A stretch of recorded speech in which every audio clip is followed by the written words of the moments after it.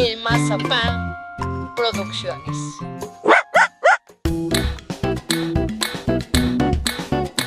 Platicado casi con todas las ministras y ministros, platiqué con la ministra presidenta Norma Piña y lo que me decía es, no sé qué vamos a hacer con ese libro porque nuestras coordenadas están mal. No, por eso la reforma al Poder Judicial. No, yo sí estoy totalmente de acuerdo. A ver, yo como abogado litigante, yo sí totalmente de acuerdo con la... Porque además no debemos tenerle miedo. Incluso la autoridad administrativa, cuando atente contra la Constitución, una norma la puede inaplicar y resolver. Desde allá abajo, no necesita llegar a la Corte. Pues bueno, eso para los que se formaron en una escuela positivista, romana y además que le iba a la América, pues, esta tierra, no tienen amor por esta tierra. A ver, quien me entregó a mí la consejería jurídica, creo que el último día que estuvo en Oaxaca fue ese día que me entregó y se fue. Y por cierto es prófugo de la justicia, ¿o no? Pues ahí sí no sé, habría que... Imagina a Giovanni con su mojón. Hola, ¿qué tal, amigas y amigos que nos ven y nos escuchan a través de los portales digitales Controversia, Washington News y Visión con Futuro? Bienvenida a su programa Aquí Entre Nos. Entre Nos. Mazapán Producciones presenta desde Oaxaca de Juárez, Oaxaca, México, Aquí Entre Nos. Con el gusto de siempre, saludo a mis compañeros periodistas. Ivette Suárez. Hola, ¿qué tal? Muy buenas tardes. Muy contenta en este agradable espacio. Yo soy Ivette Suárez Reina. Y nuestro amigo Israel Gallegos. ¿Qué tal? ¿Qué tal? Ya saben, y hoy nos encontramos en la Casa del Pueblo, nada más y nada menos que en el Palacio del Gobierno del Estado Libre y Soberano de Oaxaca. Y también a nuestro invitado especial, al consejero jurídico del Gobierno del Estado de Oaxaca, el licenciado Giovanni Vázquez Sagredo. Bienvenido. Gracias, buenas tardes, gracias por esta invitación, con mucho gusto, acá entre nos. Muchas gracias por la invitación y habernos aceptado en esta entrevista. Consejero, a 1 año y 8 meses de la presente administración, ¿qué ha hecho la Consejería Jurídica por el pueblo de Oaxaca? Bueno, la Consejería Jurídica tiene un trabajo muy importante en sí por la figura, no tanto por lo que nosotros hagamos, ¿no? Ya ustedes serán los que pueden ser los mejores jueces, pero decir para el auditorio que conforme a la Constitución, la Consejería Jurídica es quien representa legalmente al Estado. Tiene 3 papeles fundamentales: la representación legal del Estado de Oaxaca, la representación legal del gobernador de manera directa del Estado y la asesoría permanente también en la cuestión técnica jurídica del gobernador del Estado. Y bueno, también tenemos algunas funciones administrativas. Quiero decirles, porque a veces la gente no ubica, pero Consejería Jurídica está compuesto por 2 direcciones, una dirección general que es también la dirección del registro civil, depende de la Consejería Jurídica. Mira, interesante. Lo que es la dirección de notarías, también el archivo de notarías, también depende de la Consejería Jurídica. La Defensoría Pública del Estado, depende de la Consejería Jurídica. El Instituto de la Función Registral también es parte de la Consejería Jurídica. Está sectorizado, son OPDs. Tenemos un desconcentrado que es la Comisión de Límites del Gobierno del Estado, también en Consejería Jurídica. Y las juntas, la Junta Local de Conciliación y Arbitraje es un órgano también sectorizado a la Consejería Jurídica. La Junta de Arbitraje para dirimir los conflictos de trabajadores del Estado, de ayuntamientos con patrones, en este caso el apartado B de la Constitución, también forma parte de la Consejería Jurídica. Entonces, con independencia de las labores de representación legal, tenemos a nuestro cargo varias actividades, algunas de carácter administrativo y otras de asistencia legal.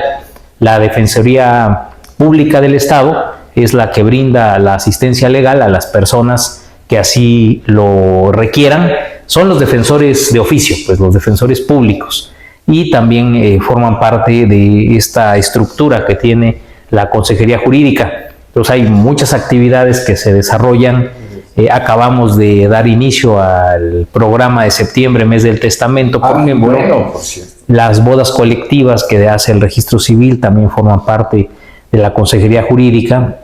Y bueno, nos toca estar en algunas decisiones fundamentales que tiene el Estado. Y dentro de ellas es parte de lo que es la defensa del patrimonio, para verificar conjuntamente con la Secretaría de Administración cuál es la situación legal de los inmuebles que forman parte del patrimonio del Estado y del pueblo de Oaxaca. Entonces ahí tenemos esa posibilidad. Constantemente cruzamos información con el Instituto Catastral, que el Instituto Catastral depende de la Secretaría de Finanzas, y coordinamos algunas tareas con ellos. Y otra función, que ya eso nos lo da la Ley Orgánica del Poder Ejecutivo, es la asesoría de los ayuntamientos que el gobernador del estado instruya o indique. Y también la asesoría técnica a los titulares de las dependencias, todas las secretarías, y a las entidades, los OPDs, los organismos públicos descentralizados, que son varios. Entonces, sí tenemos trabajo para entretenernos en la consejería pública. ¿Cuántas horas duerme? O si es que duerme, licenciado. No, la verdad es que tenemos un gobernador que se levanta desde muy temprano y en algunos días. Sí. No, a las 4. Pero ustedes también ya están acostumbrados, porque me ha tocado que luego envío mensajitos a las 6 y me contestan inmediatamente aquí en comunicación. Sí, es que pues tenemos que estar, si él está encabezando. Pues muchas veces ya se nos ha hecho un poquito común que a las 6:30 nos mandamos mensaje, ya llegaste, ya estás, porque cuando él está en Palacio de Gobierno, pues es la asesoría permanente y directa al Ejecutivo del Estado, y el tema jurídico, el derecho es omnipresente, el derecho lo encontramos en todos lados, entonces se requiere esa parte de la asesoría permanente, y pues ya nos hemos ido habituando también, tratando de seguirle el ritmo, porque él a veces todavía tiene reunidos a las 9 de la noche y a veces estamos acá, llegamos a las 6:30 y a las 9 de la noche él está todavía acá. Sí, cuando andamos por aquí tarde en el Zócalo los vemos que todavía las luces están prendidas, y vemos que cuando salen de repente, ¿no? Que ya dicen, ya terminó el día. No estamos hablando de... Me he encontrado al secretario de Gobierno, Jesús Romero, sí, también. Chocolate a las 11 de la noche. Sí, tenemos jornadas, la verdad, largas, de 12 horas, 15 horas, y que pues tenemos que estar pues siguiéndole el paso al gobernador, que ahí nos va jalando a todos. Es una persona que trabaja bastante, y bueno, hay compañeros que les toca también en otro rubro, ahorita en territorio, por ejemplo. Nosotros como consejería somos un poco más de oficina, pero también nos manda, de repente nos dice, oye, hay que ir a ver el tema de Fonatura, Huatulco, hay que ir. Y sobre todo nosotros en consejería, pues nos toca más estar en contacto con instituciones federales, ¿no? Suprema Corte, tribunal o tribunales federales, estar en ese litigio constante en la representación de la defensa de los intereses del Estado. Entonces también nos toca salir constantemente un poquito más fuera del Estado. Y al interior, pues hemos ido a los Chimalapas, hemos ido a la costa por el tema de Punta Colorada, hemos estado en la Mixteca por el tema de notarías, y bueno, es también un poco el territorio, pero no al ritmo que traen algunos otros compañeros de gabinete y que se tienen que adaptar. Y aquí, pues la verdad es que lo sorprendente es que el gobernador está acá y también está allá, entonces a él le toca doble jornada. Casi tiene el don de la ubicuidad, viven con la adrenalina al tope. Sí, a veces esa es parte de la función.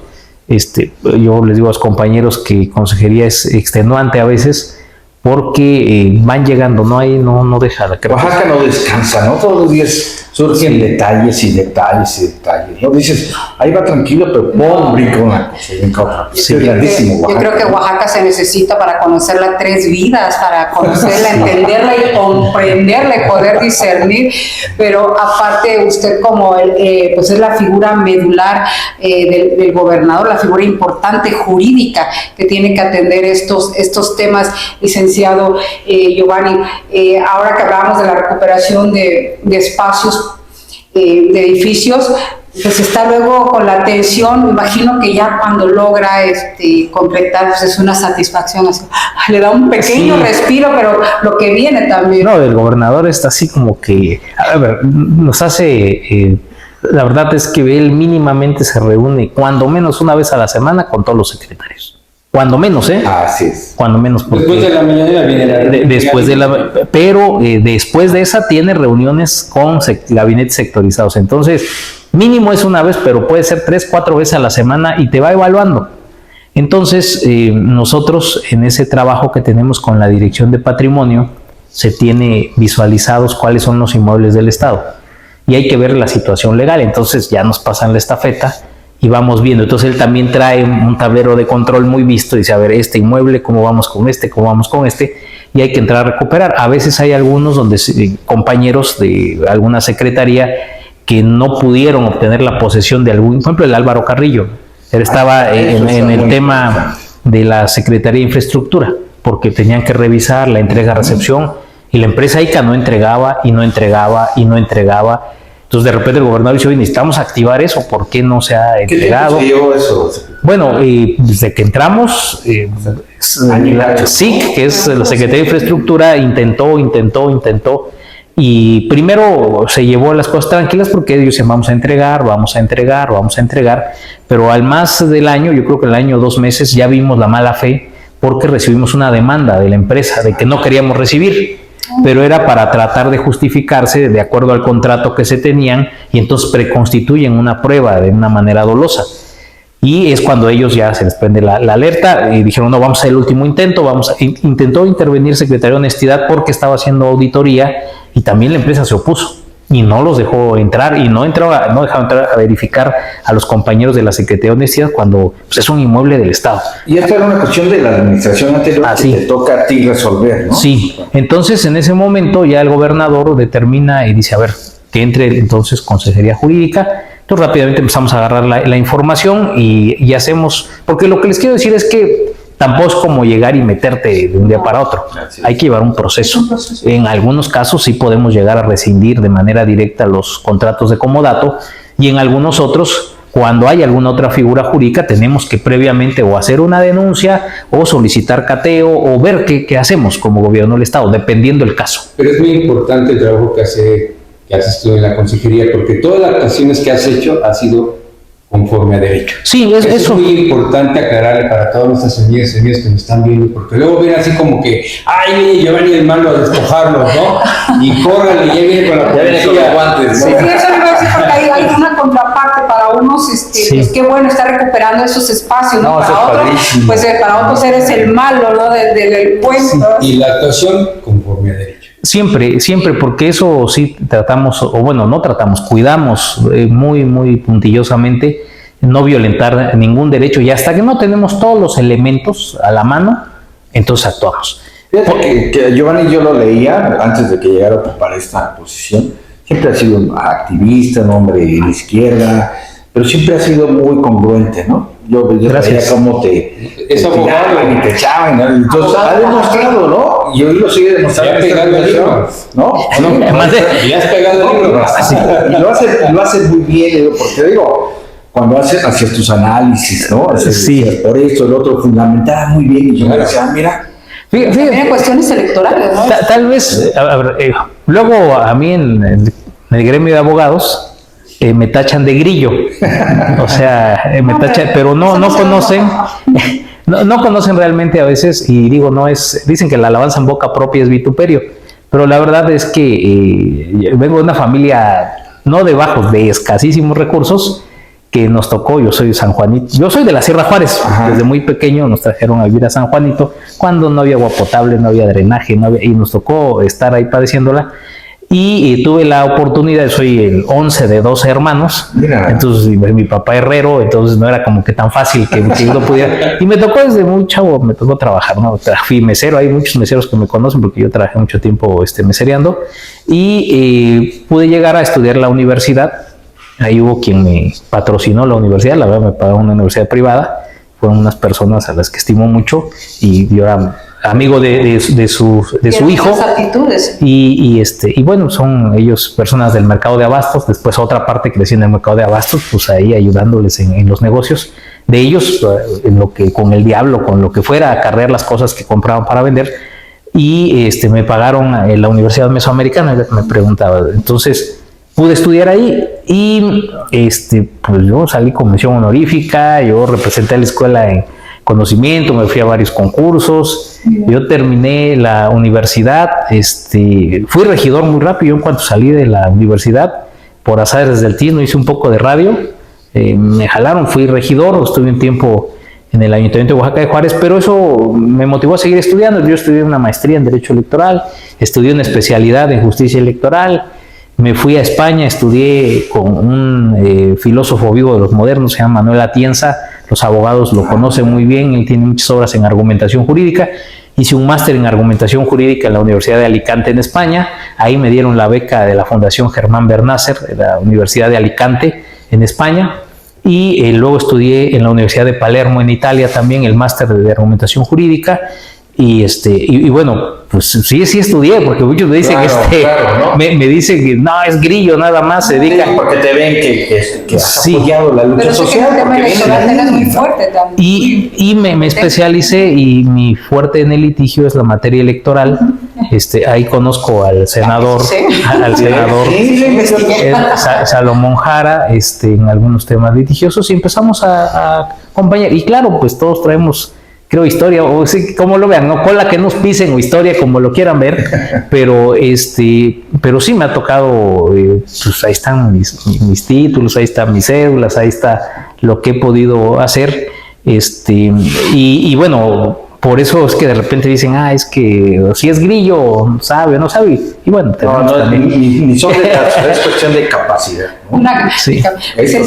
Sí, Giovanni, la vida hay para personas que solo les da una oportunidad, ¿no? Y muchos se la arrebatan y hacen, y son grandes hombres, y lo que estamos escuchando, usted es un hombre de lucha, de trabajo, y vio esta única oportunidad y le dio lo mejor que tiene, su talento, su capacidad de raciocinio, y que lo llevó fuera del país. Sí, a ver, yo creo que los que hemos nacido con necesidades, o sea, precarios, pues primero nos asusta la pobreza. La verdad es que con poco es mucho para nosotros, y que también si en las condiciones de carencia y de pobreza pudimos pues salir avante, ¿no? Salir avante o tener ya esta edad, pues ahora que tenemos un poco de preparación, pues cuando menos no nos asusta también otra Modesto, cuestión. un poco de preparación. No, pero lo que me refiero es que en cierta manera, ahora que se tiene la oportunidad, yo se los digo, y regresando un poquito al tema, tengo en mis manos una escritura que la veo que es apócrifa, que está mal hecha, de un patrimonio de gobierno del Estado, y tengo de dos, lo que han hecho los demás, me volteo, me voy para un lado, o enfrentamos. Sé que no gusta, sé que puede causar cierto malestar, pero cuando hemos estado en los medios o en la lucha, Así es.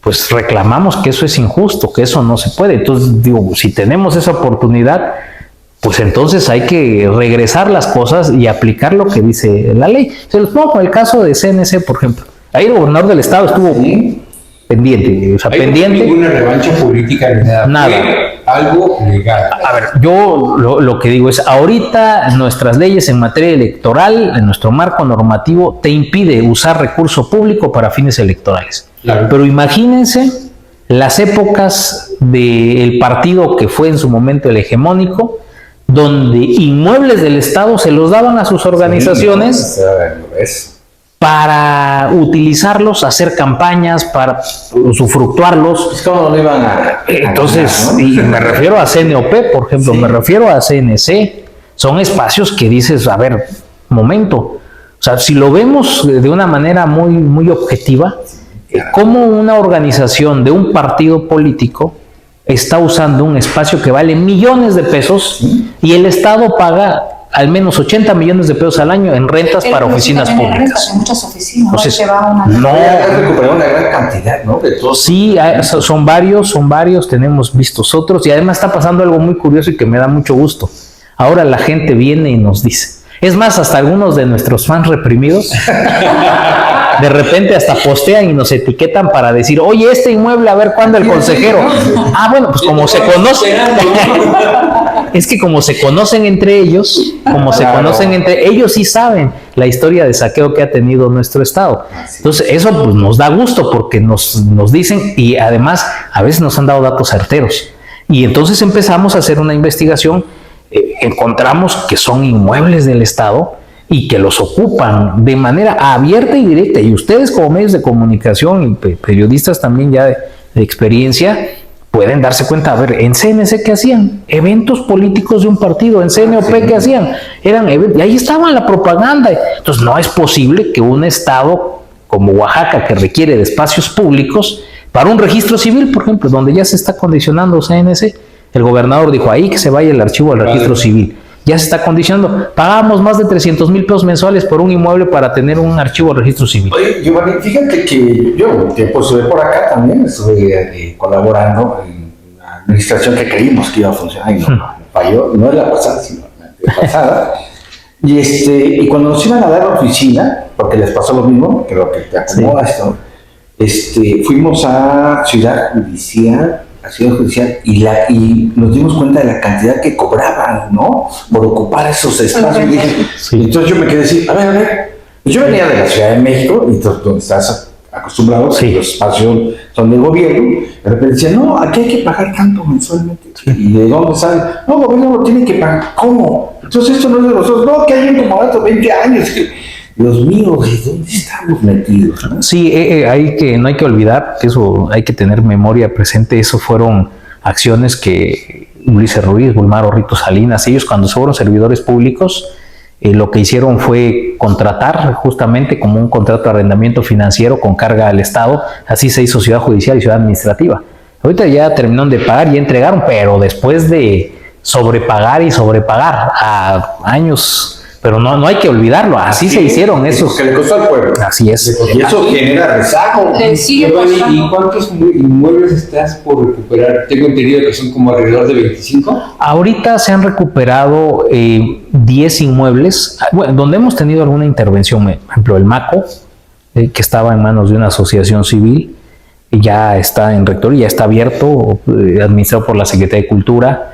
Se recuperó también un inmueble que estaba aquí en la Merced. Fíjese, ese caso está, la verdad, pues indignante, porque es un espacio de la beneficencia pública adjudicado a través de un juicio intestamentario, y es un departamento que está por Independencia, que en los archivos de la beneficencia pública se acredita una remodelación donde se pagó casi 800,000 pesos por esa remodelación. Ay, caramba. Dinero directo. Y meses antes de irse la administración de Alejandro Murat, vende la titular de la beneficencia pública ese inmueble por 1,000,000 de pesos, según. 1,000,000 de pesos, y acá. Lo del pueblo lo valió. Sí. Y en el centro histórico. No, y pues obviamente que no cuesta Pero eso, costo. pero no queda ahí el tema, sino que cuando empiezan a ver los pagos cómo se dieron, sin autorización del Congreso para desincorporar, sin autorización de su órgano de gobierno, es decir, una serie de violaciones procesales.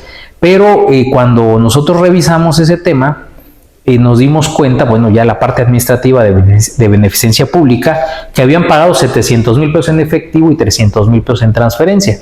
Entonces se rastrea el pago en efectivo y se encontraron que eran recibos de compras de medicinas. Recuerde que la beneficencia apoya salud siempre.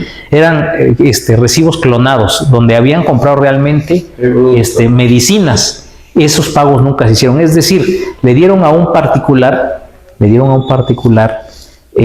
por 300,000 pesos un inmueble en el centro histórico de 150 metros cuadrados, un departamento en un inmueble catalogado en el centro histórico de la ciudad por 300,000 pesos. Obviamente que de manera inmediata pusimos manos a la obra. Hay cuando menos 4 órdenes de aprehensión, hay cuando menos 3 personas prófugas de la justicia, hay cuando menos otras 2 personas procesadas, y dentro de ella la extitular de la beneficencia pública por ese acto ilegal, y se aseguró el inmueble y hoy lo tiene la beneficencia pública. Bueno. Imagínense ese tipo de acciones, y estamos, porque no ha terminado. Ahí está el inicio, ¿no? Ahí hay varias cosas. Hay alguien que cartuló la escritura, hay alguien que calificó el inmueble catastralmente, hay alguien que calificó registralmente, y que son peritos que no es que no sepan dónde estaba el decreto de desincorporación, dónde estaba la asamblea o la sesión del órgano de gobierno. Sí, y el notario, ellos lo saben, es decir, había una colusión de servidores públicos, incluido una notaria, pues para hacer un acto de esa naturaleza, fuera de la ley. No, ese es otro inmueble que se recuperó. Ahí la beneficencia recuperó el de CNOP, ahí nosotros nada más colaboramos con el auxilio o el apoyo, porque es de la beneficencia pública desde 1953 y de repente aparece Francisco Villarreal con una escritura diciendo yo lo tengo por prescripción positiva, lo gané por transcurso del tiempo. Una cuestión totalmente deshonesta. Está el inmueble del Álvaro Carrillo, está también el inmueble de la CNC, está el inmueble donde el INPI tenía, ahí intentó poner una escuela indígena que no prosperó su proyecto, está donde aquí enfrente de Walmart por Símbolos Patrios, San Antonio de la Cal. en San Antonio de la Cal está ese inmueble también que en un comodato lo tenían asignado a una asociación civil denominada Hijos de las Hadas, que en su momento intentó dar servicio para atención de niños con autismo, quedó en desuso, ellos en el 2018 llegaron a devolver el inmueble y por alguna razón la administración pasada no lo había no había tomado en cuenta ese documento, nosotros sí, pero además rescindimos el comodato y bueno, son de los que ahorita nos acordamos. Pero bueno, se intervino en el tema del Museo Rufino Tamayo, se intervino en el Museo Frisel también de Mitla, acompañando y ayudando ahí a la Secretaría de Cultura también por estos temas. Pero tiene unos códices importantes. Sí, no, el Museo de Frisel. Ese es muy importante también, ya está funcionando, se abrieron cuando menos 2 salas, es la finalidad del Museo Rufino Tamayo también está en función. Y decir, lo que estamos ahorita haciendo es tener el cuidado de que la Dirección de Patrimonio inmediatamente los incluya en los catálogos de bienes del Estado, para evitar tentaciones, porque no sabemos. Y faltan las obras, también las obras que hay en los espacios públicos. Creo que el año pasado había una faltante pero una gran, inmensa cantidad. Ahorita encontramos en la bodega, digo porque también hay que decirlo con claridad, sí nos asustamos cuando entramos al MACO, y vimos cerca de 50 obras cuando sabíamos que el acervo era mucho más.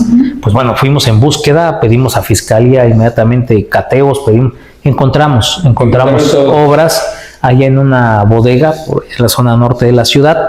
Ahí había en condiciones de abandono totalmente en esa bodega, pero ahí encontramos varios cientos de obras. Se cateó otro inmueble de acá en el centro histórico también. Y eso es algo que no que también se está en resguardo. ¿Valuadas en cuánto?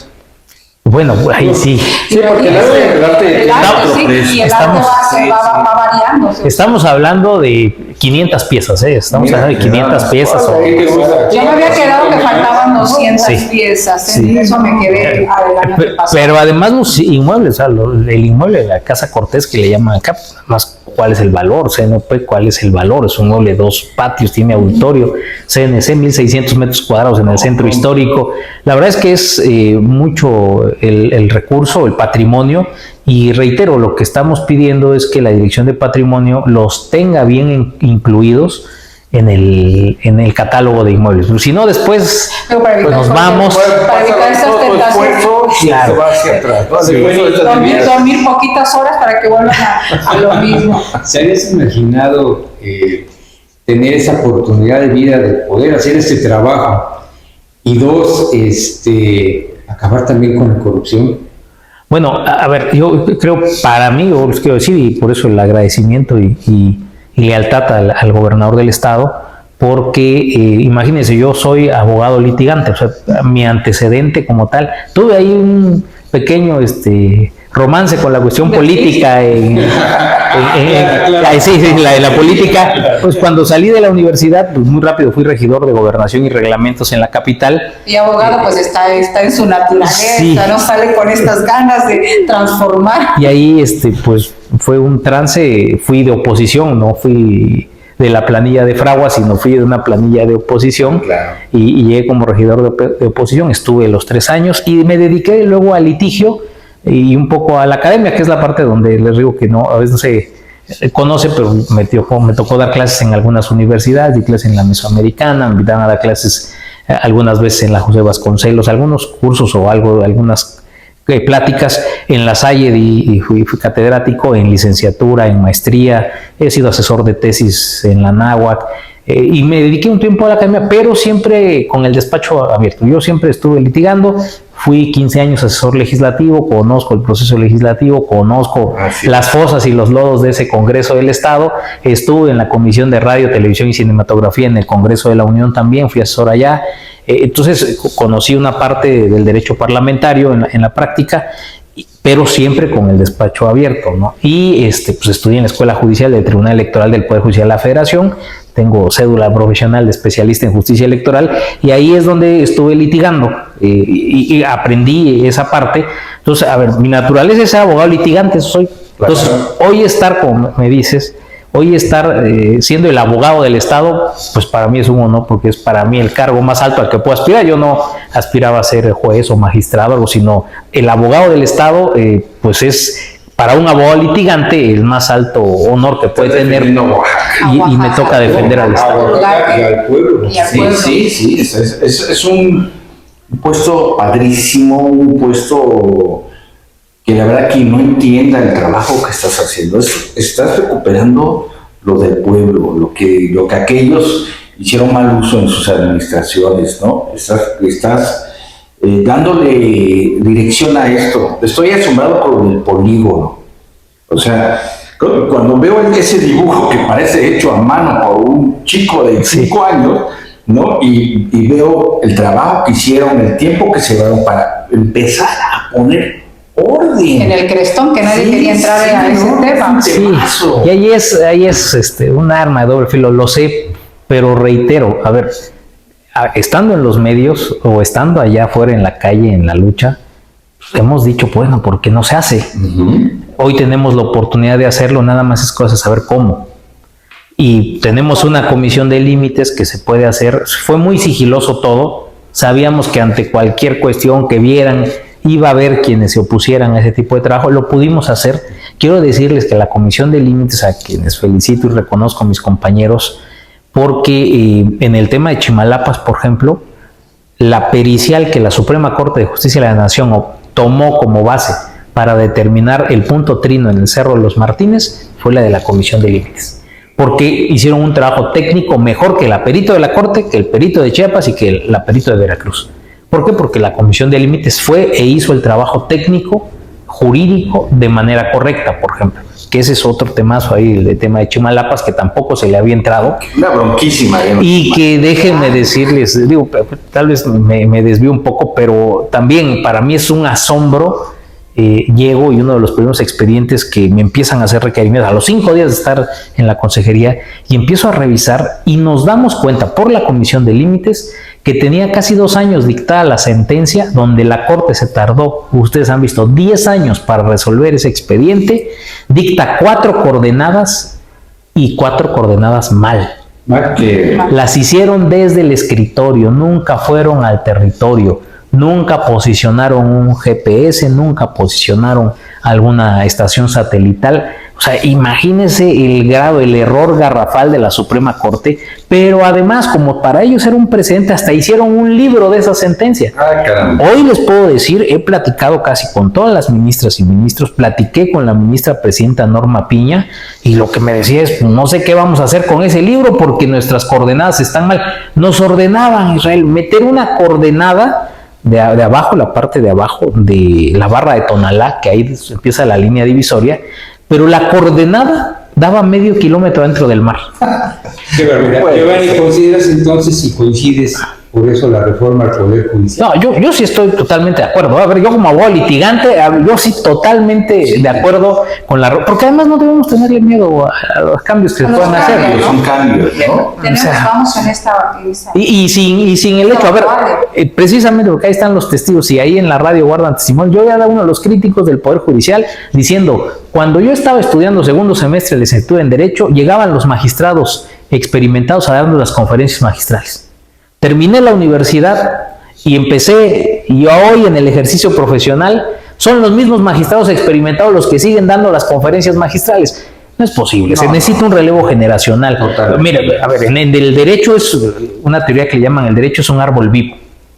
Y como todo árbol vivo tiene que ir adaptándose, cambias, vienen las estaciones, vienen las sequías, vienen los cambios y tiene que ir adaptándose para seguir viviendo. Entonces el derecho, por eso le llaman la teoría del árbol vivo del derecho. Entonces no es posible de repente que en una formación positivista totalmente de abogado, la que tuvimos nosotros, donde el máximo exponente del derecho era Hans Kelsen, que habla del jus positivismo, y la pirámide kelseniana era el padre nuestro del abogado, ¿no? La Constitución, los tratados internacionales, las leyes federales y la jerarquía normativa. Cuando entra lo que le llaman el control de convencionalidad, donde ya podías hacer interpretación de derechos humanos en normas y tratados internacionales y aplicarlos a casos, hombre, fue el boom. Así es. Y después, cuando se implementa en México lo que es el control difuso de constitucionalidad, antes la Corte era la única que podía dictar lo inconstitucional. Y después, cuando dijeron, a ver, debe haber control difuso, los jueces pueden inaplicar una norma, incluso la autoridad administrativa, cuando atente contra la Constitución una norma, la puede inaplicar y resolver. Claro. Desde allá abajo, no necesita llegar a la Corte. Así es. Pues bueno, eso para los que se formaron en una escuela positivista romana y además que le iba a la América, pues, es muy difícil entender lo que hasta hoy tenemos muchos jueces y magistrados positivistas que ya no entienden lo que es un control de convencionalidad o un control difuso de constitucionalidad. Entonces, claro que necesitamos ir reformando al Poder Judicial. Yo creo que sí. El mundo va cambiando. Sí, Tenemos totalmente. que ir adaptándonos a lo que viene. Como dices tú, Israel, hay que dejar a los bulbos magistrales. Así es, ¿no? Ya son bulbos. Giovanni, apasionado de Oaxaca, el abogado del Estado, Oaxaca es todos los oaxaqueños amamos nuestro estado, de una gran riqueza cultural, gastronómica, en todos los aspectos, pero parece que también en nuestra gran riqueza está el estigma de la pobreza por los malos gobernantes que pues han pasado por Oaxaca, y escucharte pues nos da una claridad y de recuperar estos espacios. Sabemos que es un trabajo arduo, que un sexenio no va a alcanzar, que falta y que se le dé continuidad, pero ustedes ya marcaron, ya están abriendo, como dicen en el campo, ¿no? El barbecho, ya están haciendo la rota, la zumba, el barbecho. Todavía tenemos ahí un poquito de carrera. Yo creo que vamos a poder, tenemos que seguir, pero sí, mira, tocas algo bien importante, porque ya estando aquí viendo esto y dices, tienen 2 años, ganamos una sentencia y no ha hecho nada el abogado del Estado por ejecutar un acto de aplicación de la sentencia a favor de Oaxaca. Y entonces dices, ¿por qué? Y cuando empiezas a ver, pues si no tienen arraigo, no tienen identidad por esta tierra, no tienen pertenencia a esta tierra, no tienen amor por esta tierra. A ver, quien me entregó a mí la consejería jurídica, creo que el último día que estuvo en Oaxaca fue ese día que me entregó y se fue. Y por cierto, es prófugo de la justicia, ¿o no? Pues ahí sí no sé, habría que... ¿Vivía en Oaxaca?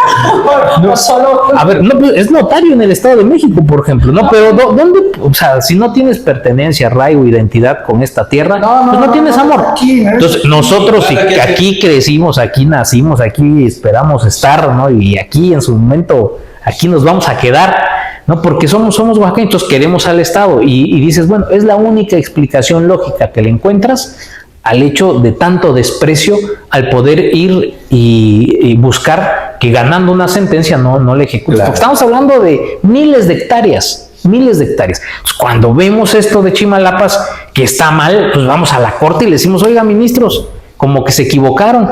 El punto trino del Cerro de los Martínez, que el Cerro de los Martínez es un cerrísimo que tiene, a ver, 7 horas, 7 horas de la falda del cerro a la punta. 7 horas más para que dimensionen. ¿Qué tiempo? Además no se le llega fácil, se le entra por los raudales, pues se le entra por Chiapas, se le entra... Que sí lo conozco porque soy del Matías. Bueno, entonces hay que entrar por la presa que está ahí también, la de Malpaso, hay que llegar ahí a los raudales, hay que bajar 2 o 3 agencias y entrar al Cerro de los Martínez. Bueno, la Corte en su sentencia dice que el Cerro de los Martínez y punto trino de Chiapas, Oaxaca y Veracruz, lo pusieron encima de la cúpula de una iglesia. ¿Sí? Caramba. Qué barbaridad, qué error. De un lugar que se llama Nuevo Cotal, y así entre paréntesis, Cerro de los Martínez. En Google Maps buscaron Cerro de los Martínez, donde los mandó la coordenada, y en verdad se fueron a Google. Era irónico el tema, porque estaba exacto arriba de la iglesia católica, ahí daba la coordenada, Y entonces estaba como a 4 o 5 kilómetros del Cerro de los Martínez. Entonces, cuando tú hacías el encuadre, le estábamos quitando cientos de hectáreas a Veracruz, que ni siquiera había estado en el problema. Pero la Corte nos ordenaba ir a poner una mojonera ahí. Vamos, nos iban a echar bala, imagínense, ¿cuándo se podría? ¿Tienen los nombres de los magistrados para Pues, pues está. Pues todos los ministros de la Corte. Todos los Yo ministros. imagino a Giovanni con su mojón.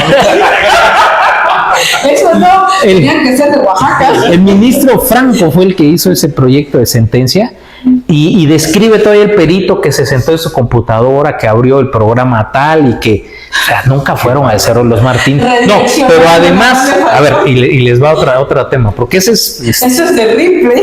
sí, porque hay otro tema. Cuando empieza a hacer entonces el análisis, baja la coordenada en línea recta hasta un lugar que se llama Cerro La Jineta. Entonces ahí sí hubo una equivocación de metros, digamos, metros, no esta, que es la única más o menos, pero además ya cuando fue la comisión de límites se encontraron las placas de Sedena y del INEGI donde estaban marcados desde hace décadas los puntos divisorios, y también en el cerro, ahí tenemos las fotos. Y de ahí dijeron que entraba hacia el Chilillo, Cerro El Chilillo, y bajaba a Tonalá, pero en ese quiebre hacia el Chilillo y bajaba a Tonalá nos daban casi medio Arriaga de Chiapas. Entonces, la bronca arriba y la bronca abajo. Cuando lo que se demandó era el tema del territorio de Chimalapas.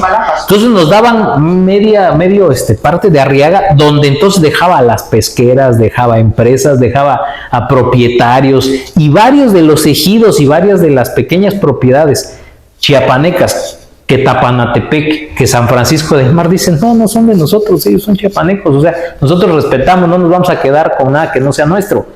Entonces, realmente esta parte del pescadito que conocemos de Oaxaca, donde se divide, es una línea quebrada que desde 1980 data de lo que es el Cerro La Jineta y baja hacia Tonalá, pero en una línea quebrada hacia Oaxaca. Ellos hacían una línea recta hacia Chiapas. Entonces ya teníamos aquí a la presidenta. Aquí vino la presidenta Arriaga, estuvo preocupadísima porque la Corte está...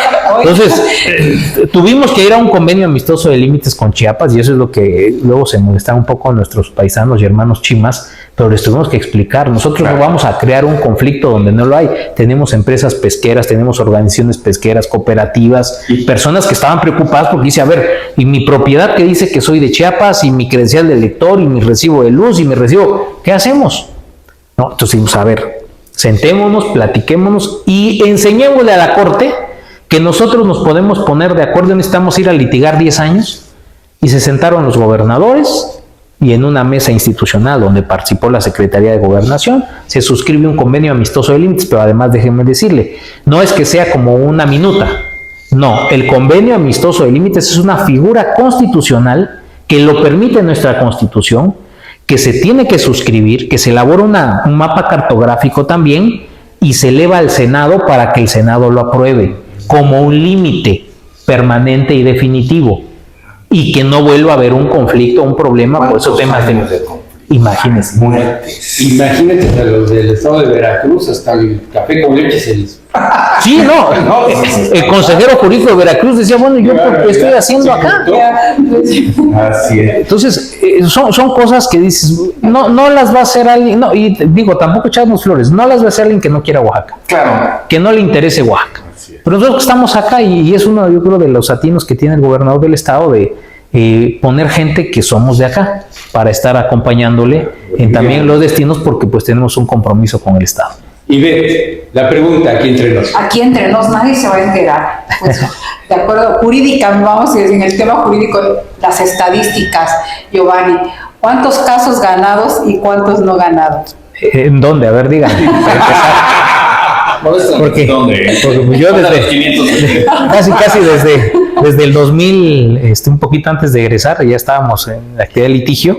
Por ahí del 2003, 2002 ya estábamos litigando, así que, pues díganme, ¿no? No, Giovanni es un ganador, y es un ganador a favor de Oaxaca, que es lo mejor. Yo creo que como buen oaxaqueño, imagino que luego uno va caminando y decía, a todos nos pasa, ¿no? Si yo fuera gobernante o fuera presidente, lo primero que haría sería esto, aquí, allá. Y pues tú ya como oposición también tenías esta visión, ¿no? En su momento. Si yo estuviera en la consejería o si yo estuviera en el gobierno del Estado, lo haría esto. No, y convergen algunas cosas, miren. Por ejemplo, el tema de la fábrica de Triplay. La fábrica de Triplay. Porque será el parque de la primavera. El gobernador del estado, él vive ahí por San Martín. Así es. Entonces conoce perfectamente ese lugar. Yo viví mucho tiempo en San Juanito. Pero además, la escuela primaria donde yo estudié es la escuela primaria Narciso Mendoza, que nos divide una barda, que la barda es de la fábrica de Triplay, y nosotros de niños nos paramos en el barandal y había un hoyo y nos pasábamos ahí en la hora del recreo y pasábamos y veíamos todo el movimiento cuando estaba todavía en auge, no había estallado la huelga en la fábrica y conocimos esa fábrica. Para nosotros los que vivimos en San Juanito, el timbre de la fábrica era nuestro reloj. Sabíamos en qué momento sonaba ese timbre de la fábrica para los recesos de los trabajadores.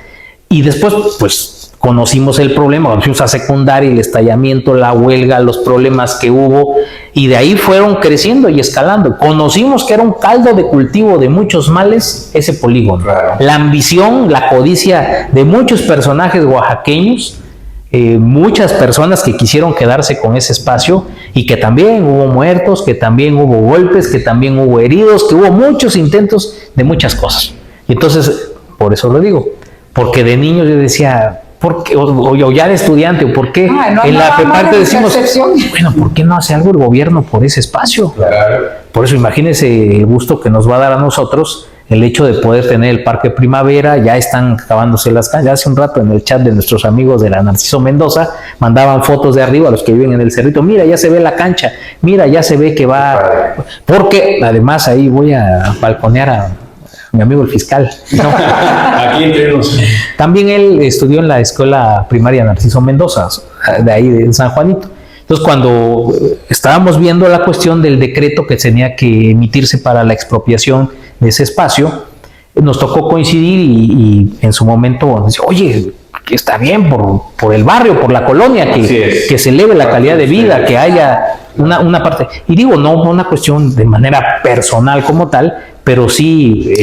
¿quién no quiere que su barrio tenga plus? Claro, levanta, porque ya se había vuelto una serie de broncas. No, a ver, en el Parque del Amor robaban y se metían ahí. Había una guarida de ladrones. ¿Sí? ¿No? Y entonces se daban muchas cosas. Pues, ladrones, era una zona para drogarse, para cometer actos de violencia sexual. Sí, estaba abandonado ese espacio. Va a tener desde luego otro rostro ahí. Y bueno, pues cuando ya teníamos que implementar el operativo, pues el fiscal dijo, a ver, aquí está la policía, la agencia estatal. ¿Cómo amenazas de muerte a tu persona? Bueno, la verdad es que hasta ahorita no, afortunadamente. Y yo sí, y además digo que no estamos haciendo nada malo. Yo no estoy haciendo absolutamente nada malo. Yo simplemente lo que estamos haciendo es ejercer nuestras facultades, si no se habían hecho antes. Lo mismo con los notarios, se los digo, no es nada incluso personal, pero si yo encuentro aquí un fiat de un notaria que se lo dieron y no tenía la edad, entonces es nulo de pleno derecho. Claro. ¿Qué hago? Entonces me volteo y ya, vamos derecho. A ver, oye, te emplazo, conforme a derecho te doy tu garantía de audiencia, aquí está, dime, ¿qué pasó? Porque aquí está un acta de nacimiento que dice que tú no tenías la edad. No, que tuve una dispensa de edad. Bueno, pues apórtala, ¿dónde está? No, es que el gobernador me dispensó, no tiene facultades, el Congreso puede dispensar. ¿Pero dónde está tu dispensa?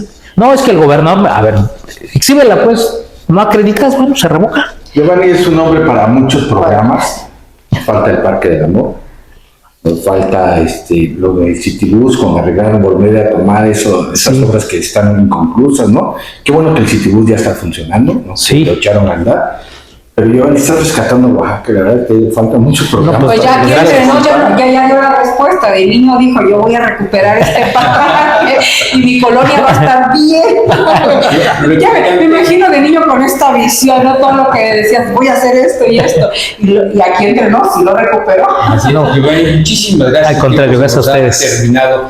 Y esperemos que esta entrevista sea de muchas otras más. Muchas gracias. Y gracias a ustedes por este espacio. Y muy brevemente, dile a todas nuestras amigas y amigos que nos están viendo en este momento, informen muy brevemente sobre el mes septiembre, mes del testamento, hazle la invitación para que ellos entiendan. Sí, es muy importante. El testar es un acto de amor. Testar es un acto donde tú das certeza, das seguridad jurídica a tu patrimonio, pero además evitas heredar problemas. Lo que haces es, de una vez, de un acto unilateral, personalísimo y con todas las formalidades, acudir ante un fedatario público para decir que una vez que ya no estés en esta tierra, ¿para quiénes son tus bienes? Y entonces evitas, créanme, un juicio intestamentario es mucho problema, mucho tiempo, muchas vueltas. En cambio, con un testamento puedes ahorrarle a tus seres queridos todo esto. Y esto, reitero, es un acto de bondad, de generosidad, de amor el que puedes hacer a través de esto. Y en este mes, los fedatarios públicos, suscribimos con los fedatarios públicos este convenio, el gobernador del estado nos dio la indicación de avanzar en este tema y hay listas de sucesión en materia agraria a bajo costo. Hay testamentos por 1,200 pesos, ese es el costo que dieron también los fedatarios públicos. Y estas listas de sucesión en materia agraria son muy importantes también porque esto se habla de la propiedad social, aparte de la propiedad privada o la pequeña propiedad. Y entonces también cuando un ejidatario comunero llega a faltar, ahí está la lista de sucesión ante el Registro Agrario Nacional y evitamos conflictos, evitamos problemas. Entonces, la verdad, la invitación queda abierta en este mes de septiembre, mes del testamento, para que pues ustedes con esa generosidad, pero sobre todo para dotar de certeza y seguridad jurídica a su patrimonio, de una vez poder avanzar. Y tampoco es que, o falta una cultura muchas veces, porque se piensa mal cuando uno va a testar, pero quitémonos esa cultura y sobre todo que podamos poner en manos ya de la fe pública nuestros bienes para evitarle problemas a nuestras familias.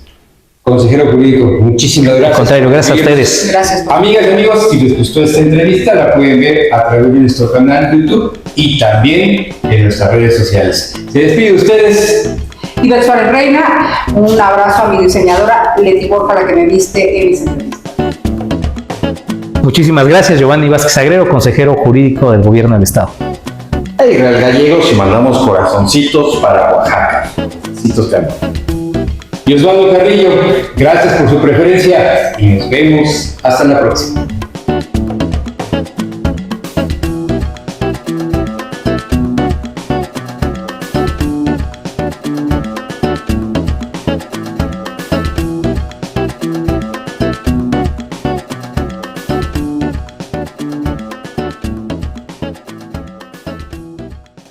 Y con mucho gusto les presento a nuestro invitado especial, el director jurídico. Perdón. Apaga. Pensé que me iban a entrar. Me hizo la trampa. Ay, Dios mío.